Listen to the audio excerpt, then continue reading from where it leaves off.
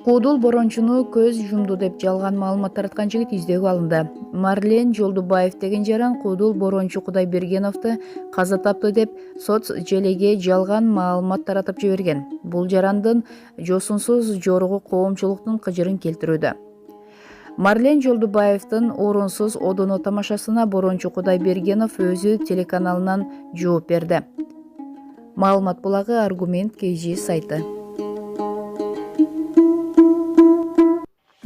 Текебаев шайлоого катышпай калса адилетсиз болуп калат дейт Ишембай Кадырбеков. Учурда Ата Мекен партиясынын лидери Өмүрбек Текебаев парламенттик шайлоого катыша алабы деген суроо коомдо көп талкууланууда. Мындай маселе белгилүү коомдук ишмер, саясаттануучуларды дагы кайдыгер калтырган жок. Бул тууралуу Фабула пресс-порталы билдирди. Маселен, Ишембай Кадырбеков, эгерде Текебаев талапкерлердин тизмесинде болуп, бирок БШК аны каттабай кое турган болсо, кимдин авторитети көтөрүлөт? Текебаев тизмеде болсо, болбосо деле партиясы шайлоого катыша берет. Демек, эл деле сурайт да, адилеттүүлүк кайда? Эмнеге Текебаев соттолбосо деле тизмеде жок деп? Андыктан мындай кадам элди тескерисинче бийликтин партияларына каршы үгүттөшү мүмкүн деп Текебаев шайлоого катышпай калса адилетсиз болуп калат деген оюн Азаттыктагы маегинде билдирди. Ал эми саясаттануучу Марс Сариев ошол эле Азаттыкка сот процесси узакка созула турган болсо, Текебаевдин эл арасындагы кадыр баркы ан сайын жогорулайт. Анткени азыр Кыргызстанда реалдуу оппозиция жок деп сот процесси создуктурулса, Текебаевдин рейтинги жогорулайт деген пикирин айтты. Бирок азырынча Текебаев өзү шайлоого катыша турганын расмий жарыялай элек. Эскерте кетсек, Өмүрбек Текебаев башында турган Ата Мекен партиясы шайлоого катышуу ниетин билдиришти. Жаңы дем деген ураан менен чыккан тизмени депутат Жанар Акаев баштап барат. Эске сала кетсек, Өмүрбек Текебаевдин жана мурдагы өзгөчө кырдаалдар министри Дүйшөнкул Чотоновдун ишин кайра кароо процесси кезектеги жолу 3 августка жылдырылды. 2017-жылы россиялык ишкер Леонид Маевскийдин көрсөтмөлөрүнөн улам Текебаев менен Чотонов 8 жылга эркинен ажыратылган. 2019-жылдын 21 августунда жогорку сот өкүмдү жокко чыгарып, Өмүрбек Текебаев менен Дүйшөнкул Чотоновдун ишин жаңы ачылган жагдайлардан улам 1-май райондук сотуна кайра кароого жөнөткөн. 29 августта Бишкектин 1-май райондук соту шектүүлөрдүн баш коргоо чарасын өзгөртүп, сот залынан үй камагына чыгарган. Текебаев менен Чотоновдун иши жаңы ачылган жагдайлардан улам 2019-жылдын 12 сентябрынан баштап карала баштады. Булак Аргумент KG.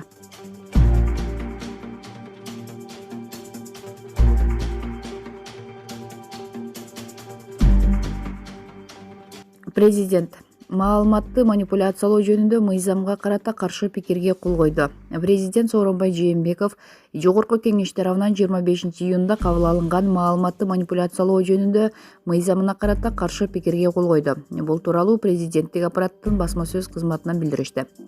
Маалыматка ылайык, президент мыйзамдын негизги концепциясын, ар бир адамдын укуктарын жана эркиндиктерин интернет тармагында таратылган жалган жана анык эмес маалыматтан коргоонун зарылдыгын колдоп, ошону менен бирге төмөнкү каршы пикирлерди билдирди.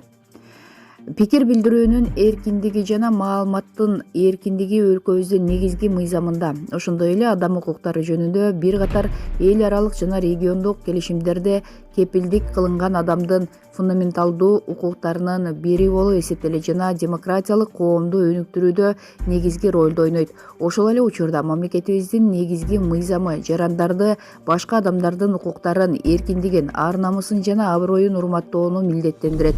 Ар бир адам жеке турмушунун кол тийбестигине, ар намысына жана аброюнун корголушуна укуктуу. Ошону менен бирге дүйнөдөгү таажы вирус инфекциясы пандемиясынын мезгилинде социалдык тармак аркылуу жалган жана анык эмес маалыматтарды таратууга багытталган айрым адамдардын аракеттери жарандардын ден соолугуна жана өмүрүнө, коомдук тартипке же коомдук коопсуздукка зыян келтирүү коркунучун жаратууда. Ошондой эле жарандардын мыйзам менен корголгон укуктарын, кызыкчылыктарын жана эркиндиктерин кемсинтүүдө. Бул маселенин коомдогу маанисин жана андан келип чыгуучу ушул чөйрөдөгү укуктук жөнгө салуунун толуктугун камсыз кылуунун зарылдыгын көңүлгө алып, мыйзамдын редакциясын Тактап айтканда, укуктук мамилелердин субъектилерин бул мыйзамды ишке ашыруунун механизмдерин жөнгө салуунун техникалык аспектилерин коомчулуктун, эксперттик коомдун жана мамлекеттик органдардын өкүлдөрүн тартуу менен кайрадан карап чыгуу сунушталат. Бул мыйзамды кароону адам укуктарын жүргүзүлүп жаткан мамлекеттик саясатты, мамлекеттин технологиялык жана туруктуу өнүгүүдөгү мүмкүнчүлүктөрүн эске алуу менен камсыз кылуу керек деп эсептейм. Жогоруда жазылгандын негизинде Конституциянын 64-беренесинин 2-бөлүгүнүн 1-пунктун жана 81-беренесинин 2-бөлүгүн жетекчиликке алып, Жогорку Кеңеш 2020-жылдын 25-июнунда кабыл алган маалыматты манипуляциялоо жөнүндө мыйзамын макулдашылган вариантты иштеп чыгуу үчүн кайтарам. Бул каршы пикирди Жогорку Кеңеште кароодо аны сунуштоону Маданият, маалымат жана туризм министрине жүктөйм деп каршы пикирде белгиленген. Булак Супер KG сайты.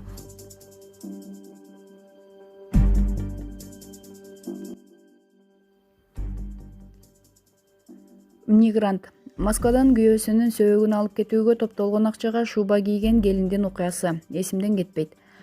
Бул тууралуу Айнура Жээнбекова өзүнүн жеке баракчасынан билдирди. Өлүм ак дейбиз, бирок өлүм деген сөздү укканда ак эмес, караңгы, коркунучтуу нерсе оюңа келет.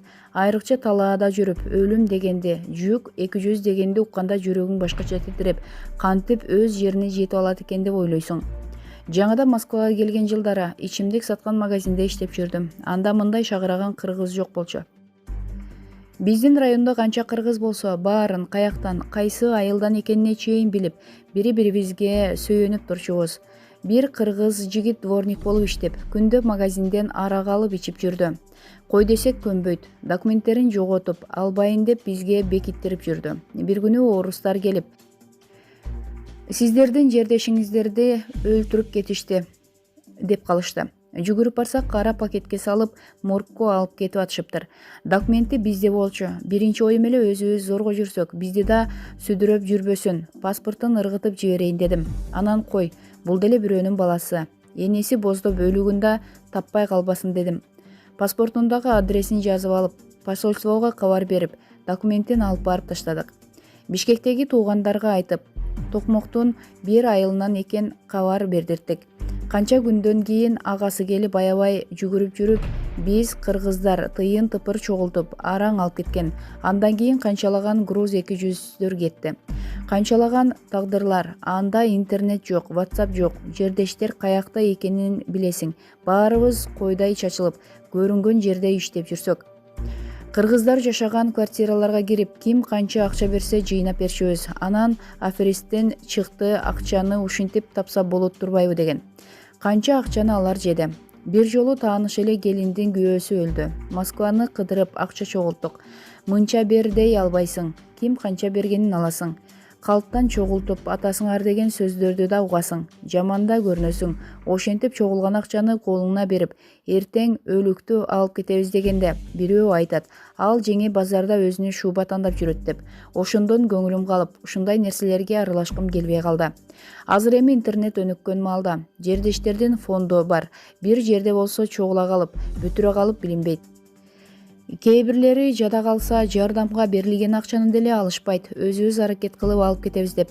Бирок ушул мигранттардын өлүгүнөн пайда кылгандар да бар экенин укканда келме деле оозума келбей калды. Кандай адам адамдын өлүгүнөн акча таап, балдарына жыйдырат, ошого кандай жүрөгү чыдайт? Бир жылы мигранттарды нацисттер аябай өлтүрүштү. Бир күндө 3-4төн өлүк кеткен күндөр болду. Ошондо Кадамжайдан бир үйлөнбөгөн жаш бала өлдү. Карындашы биз менен чогуу турчу, аябай мыкаачылык менен өлтүрүлүп, гробту ачпай коюш керек болгонбу, жыгач гробтун ордуна цинковый гробко салышкан экен. Оштун аэропортунан көпкө күтүп чыкканда карашса полиэтиленовый пакетке ороп алып чыгып беришиптир. Тосуп чыккандар билбей эле алып кетишиптир. Кийин сураштырып, ал гробту таппай коюшкан экен. Цинкта чоң акча экен. Металлга өткөрүп, акчасын бирөө балдарына аш алып апарып жейдирди да.